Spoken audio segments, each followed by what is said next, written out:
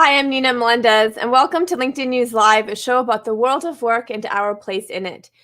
Congress recently held its first UFO hearing in 50 years, but this time the Department of Justice revealed actual footage of unidentified aerial objects, confirming that there have been instances of unexplained phenomena in our skies. Well, what could that phenomena be, and what might it represent for humanity and our understanding of science? Well, joining me now is Professor Avi Loeb. Avi Loeb is a renowned astrophysicist and professor of science at Harvard University.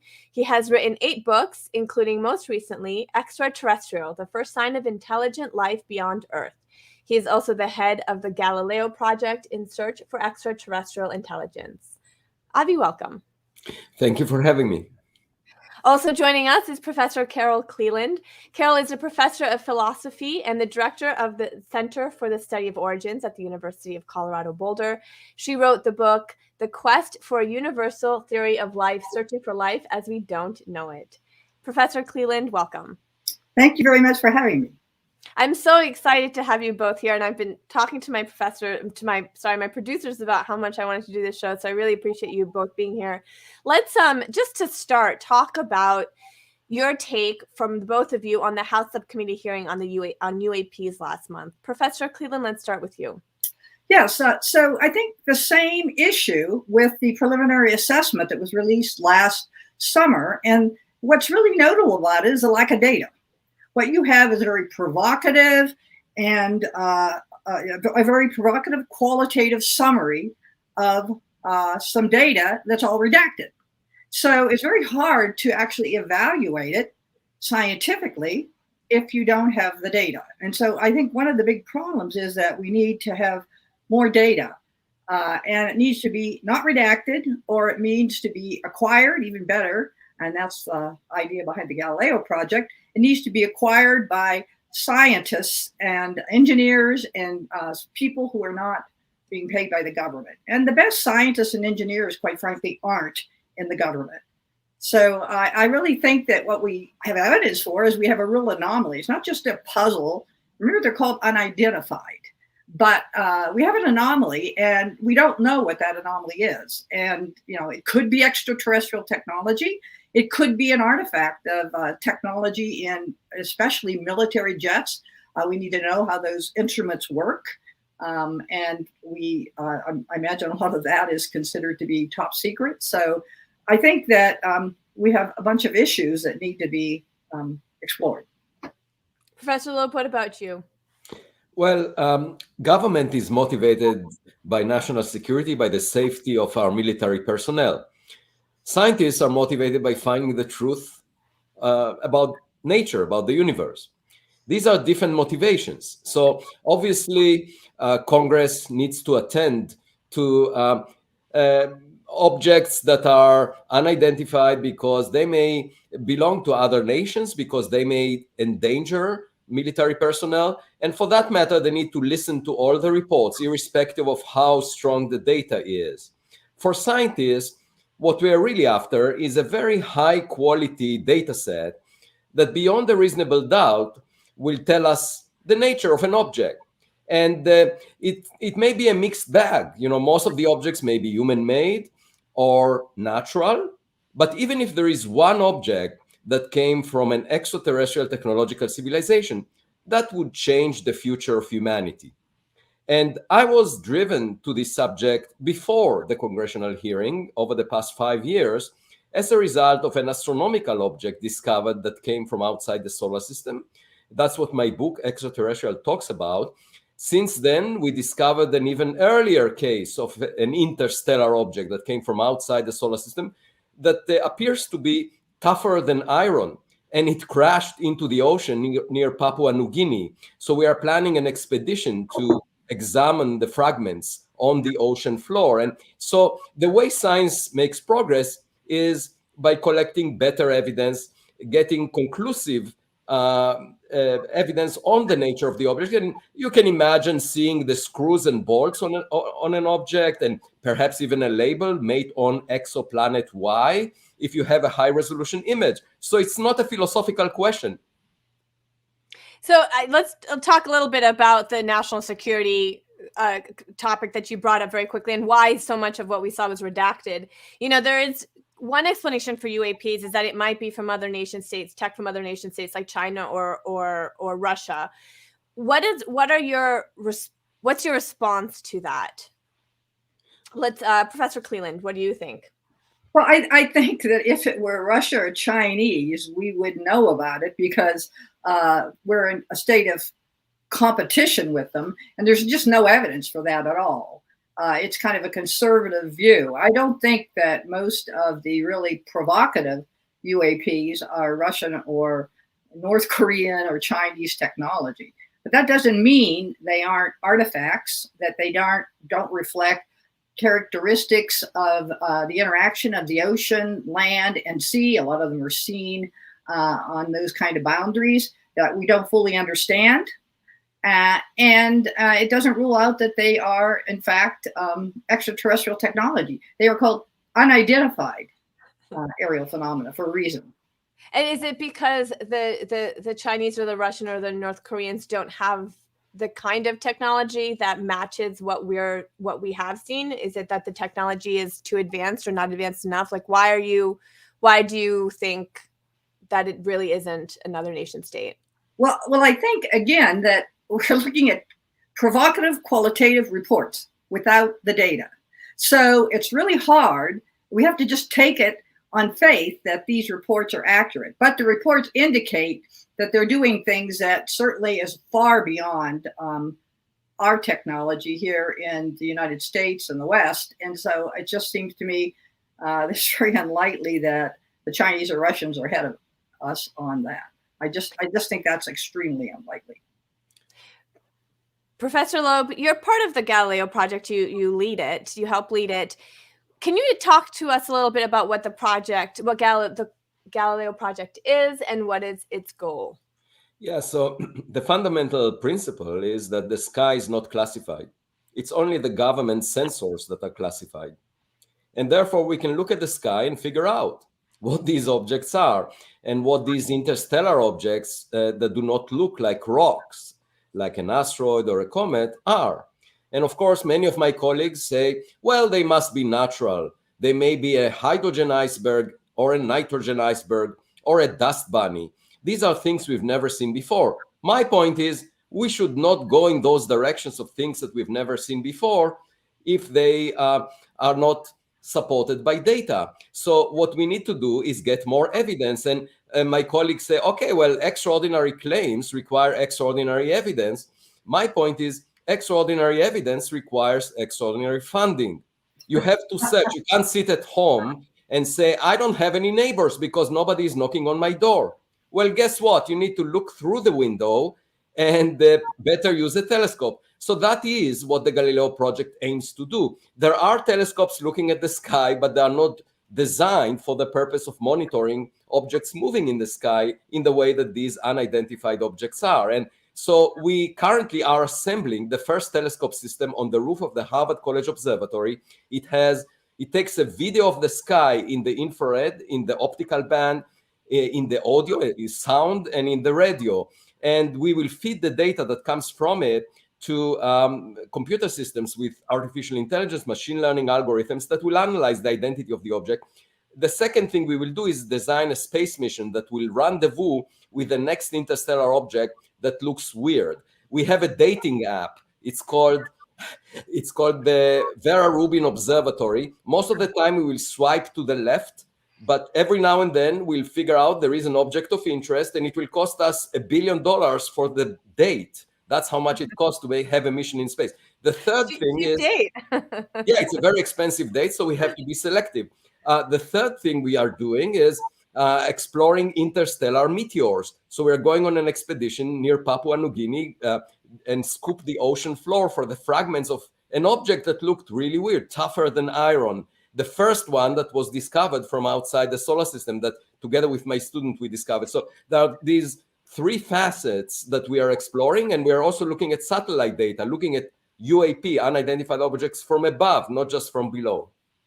So let's talk about funding for a moment. I do want to say hi to some folks who are joining us from all over the world, actually, before we get into that. Mariette from France, Robert from San Diego, Alice from Canada, Gail from Barbados. Thanks for joining the show. If you have any questions for my guest, feel free to put them in the stream and we'll get those answered.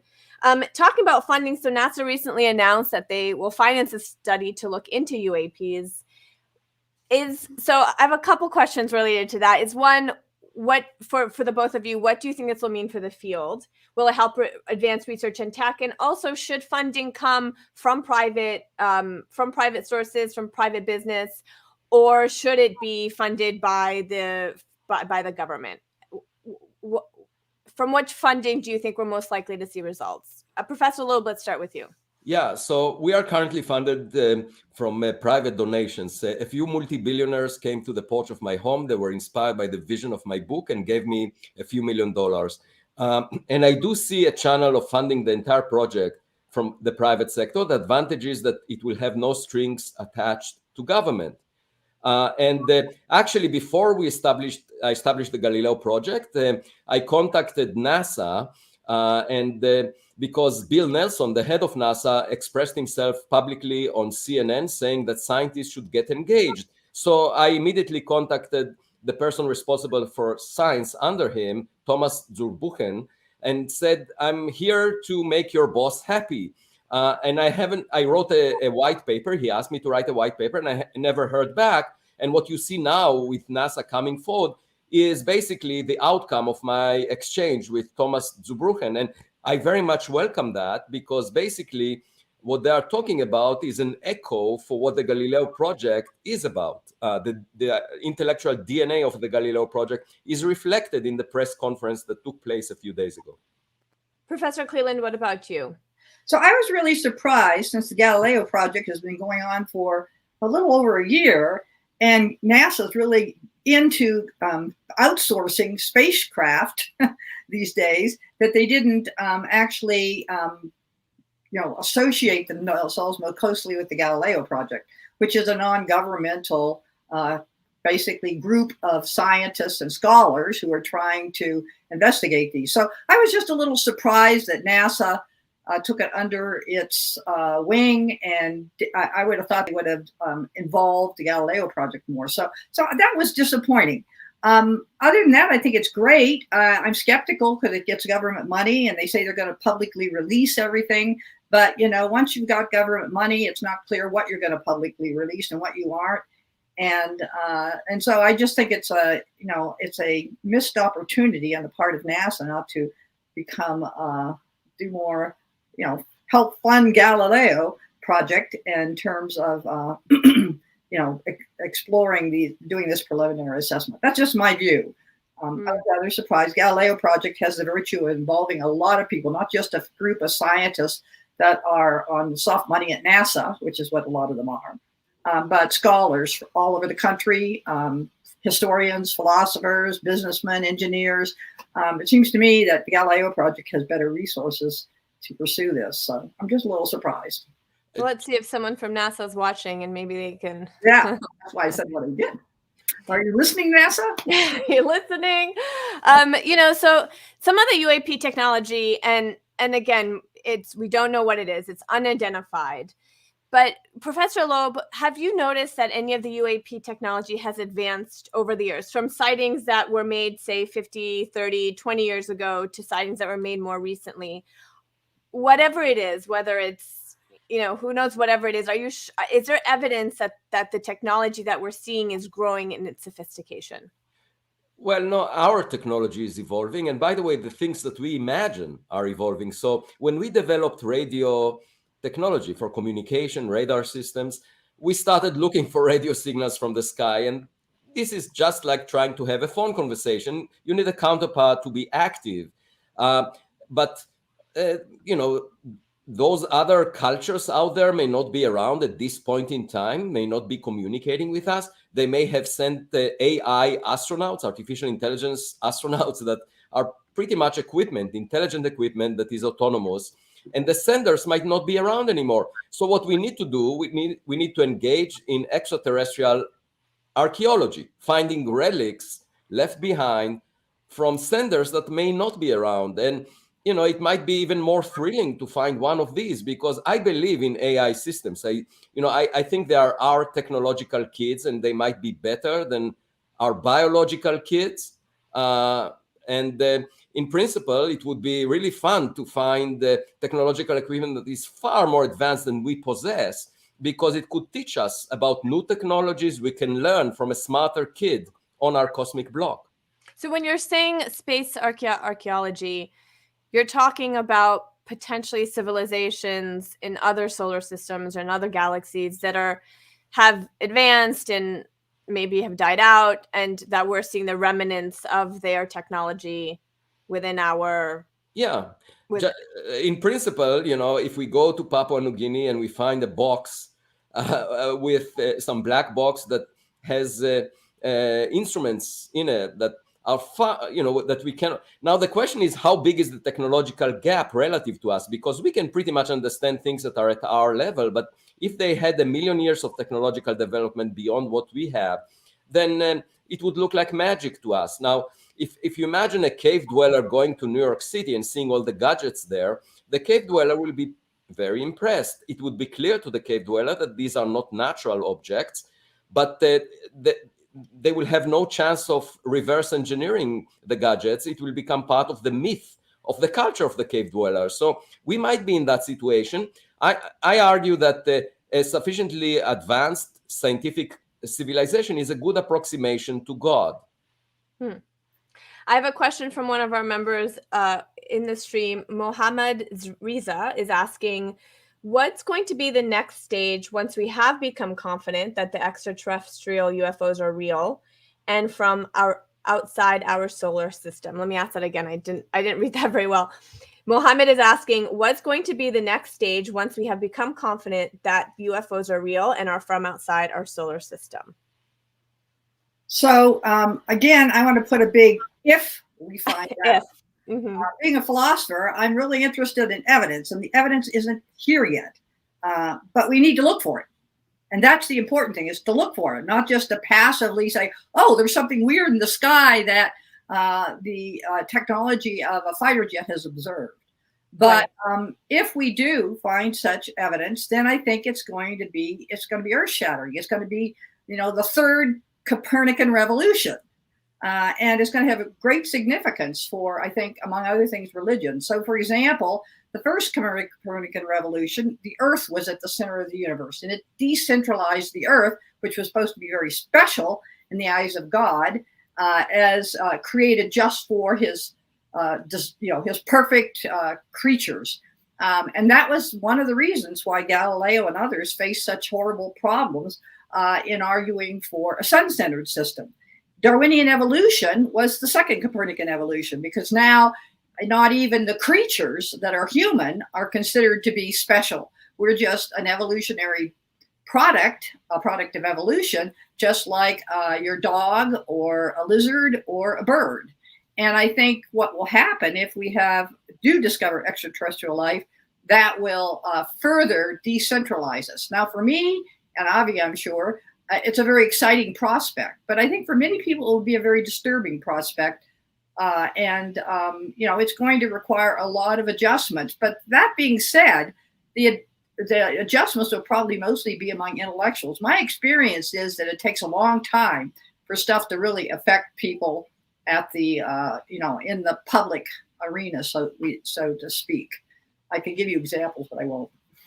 Let me give one example that will illustrate, I think, the biggest impact, which is when my daughters were young and were at home, they thought that they are the smartest in the world because they compare themselves to the family members. And they had a psychological shock when I brought them to the kindergarten. On the first day, they would much rather stay at home, because once they got to the kindergarten and realized there are kids smarter than they are, they had to admit that they're not at the center of the universe. And I think that is something that a lot of people still believe in, that we are the only intellectual beings since the Big Bang. In my mind, Albert Einstein was not the smartest scientist that ever lived, because most stars formed billions of years before the sun, and half of the sun-like stars have a planet the size of the Earth, roughly at the same separation. So most likely there was a smarter scientist than Albert Einstein on an exoplanet 1 billion years ago. And that civilization had enough time to launch probes that by now would surround us. So let's check the sky and figure out whether we are alone rather than arguing about it. I think that, my own idea is that if we, I think it would just upend so much of our own religious conceptions and beliefs, to think that there could be other civilizations out there. The big if, Professor Cleland, I promise it's a big if. So it's only going to be a problem if you're a literalist about the Bible, right? The history of the universe. I mean, if you aren't a literalist, then you can accommodate these kinds of discoveries, and you can accommodate Darwinian evolution. The only problem you have is if you really think that the Genesis is a history of human life on Earth and a history of actually the whole universe. And it just seems bizarre to think that a God would have presented a group of nomads in the desert with explicit details about how he or she went around to creating the universe and giving rise to humans. Would you do that if you went to a group of Amazonians, people, a tribe in the Amazon? Would you give them a technical book on physics if you were trying to bring them up to? I wouldn't, but Professor Loeb might. I don't think you would. I don't think you would. They couldn't even read it. If I may just comment, I've been practicing science for 40 years now, and the biggest lesson that I learned from the universe, and I wrote almost 1,000 papers. The biggest lesson is stay modest. You are not the pinnacle of creation. You are not at the center of the stage. You came late to the play, the cosmic play. We just came at the end. How dare we even imagine that the cosmic play is about us? It's really very arrogant of us to assume that we are alone. And therefore, we should be modest and search for other actors. Perhaps they know what the play is about. It could give us a meaning to our life. I want to pause real quick and say hi to more members who are joining us. Dolores from Dallas, Rod from Texas, Brian from Washington, D.C., Hassan from Miami, and Aaliyah from Georgia. For the both of you, I have a question. When it comes to the study of extraterrestrial intelligence, whether or not it exists, but in the search for it, what are both of you each most excited about? Professor Loeb, let's start with you. Well, I'm excited about learning, basically getting a jump start in our knowledge, because only a century ago we developed quantum mechanics that is now the foundation for all the gadgets that we use. We wouldn't be communicating if quantum mechanics was not known and engineered. And also relativity, it's a century old. So just imagine that if we continue along this path for another maybe 10,000 centuries, 1 million years from now, how much we will discover. So if they already went through that, we can get a shortcut. Perhaps they will teach us. We currently know very little. The knowledge we have is an island in an ocean of ignorance. For example, we don't know what happened before the Big Bang. We don't know what's inside the black hole. We don't know how to unify quantum mechanics and gravity. And we don't know what most of the matter in the universe is. That's amazing. Like for a century, we've been exploring the universe. Still, we don't know the nature of the stuff that makes it. It's not the same stuff as we are made of. And whenever the astronomers or scientists are bragging about how much they know, just ask them these questions and you realize we know very little. So if we meet a smarter kid on our block, perhaps we will learn from that kid. We will know something that we didn't know before. And I have a bunch of questions I'd like to ask. Most important of all is, what is the meaning of our life? And, for example, if life was seeded here on Earth by some extraterrestrial civilization, it would be an experience similar to orphans finding their lost parents. Professor Cleland, what about you? What are you most excited about in your research? Well, I really like Professor Loeb's comment about whether Earth was seeded, whether we're an experiment, that we've been being watched for a while. I mean, I think that's a really interesting issue. And let me just sort of segue a little bit. One of the interesting issues is that if all of this were true, and I think it's plausible, we should be able to find evidence on the moon, perhaps Mars, or other worlds of visitors. So that's a good argument for going back to the moon and back to Mars and to other places, because presumably the travel distances are very long. And if our physics is anything in terms of accurate, then the transit times between these other, the closest world dust is many light years away. Mm. So the transit times are very long. So I would think there might be even a base where people have been watching us. So that's, to me, a really interesting question to go look actually for evidence on the moon, other side of the moon especially. Oh, what about even in the ocean? We know less about what's happening in the depths of the ocean. No, I think that's a place to look too. Mm-hmm. I kind of like, though, maybe that would give people this fun going back to the moon and Mars and other places. If I may just add to Carol, she makes an excellent point, because both the moon and Mars do not have a very thick atmosphere like the Earth, so nothing burns as it falls in like meteors do, and then they don't have geological activity, so things don't get mixed up with the interior. So it's basically they are both museums, and we haven't checked these museums for artifacts that may lie on them. I spoke with the curator of the Museum of Modern Art, and I promised her, if we find an artifact from another civilization, it will definitely be a piece of art, and I would like you to have an exhibit. And she was really fascinated by this possibility. Before I let you both go, and I don't want to run too much over time, but we have so many young, idealistic folks who are joining us, recent graduates. Any advice that you would like to give to someone who wants to join a research team or work in the study field or in the science field? Professor Cleland, let's start with you. Advice for young, aspiring scientists. So I think it's really important to get your credentials and not just go off and become an expert on UAPs. Get your credentials in an area you're interested in. Maybe it's, like me, philosophy of science, which I love. Maybe it's physics. Maybe it's astrophysics. Maybe it's chemistry, biochemistry. Get your degree and expertise, and then you'll be in a position to approach this more neutrally. It's really important not to jump on bandwagons. That's the one thing you learn, whether you're a philosopher or you're a scientist in graduate school, is to be skeptical, not to jump on the bandwagon just because the evidence looks provocative. And I think that's really good training. And I think that the people who are going to be making the most compelling cases, if this is extraterrestrial technology, which I sincerely hope it is, are going to be people who have those kinds of backgrounds, who are going to be considered not to be people who've already bought into the issue of whether or not it's extraterrestrial technology, who explored other options. Professor Loeb, what about you? Well, last week was very special for me. There was a conference organized in celebration of my 60th birthday in Martha's Vineyard. And about 60 of my former students and postdocs showed up.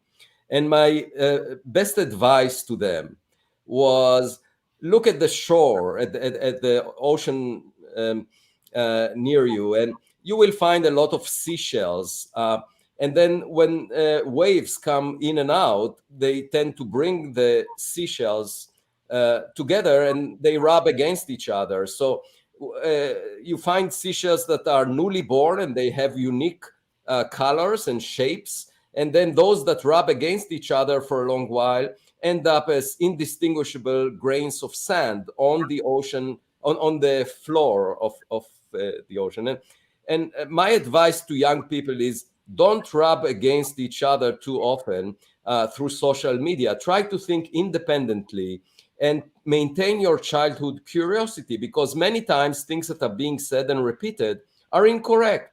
And the only way to find out is by examining nature on your own, trying to collect the evidence, taking the path that was not taken. It's very common to take the beaten path because that's where most people are.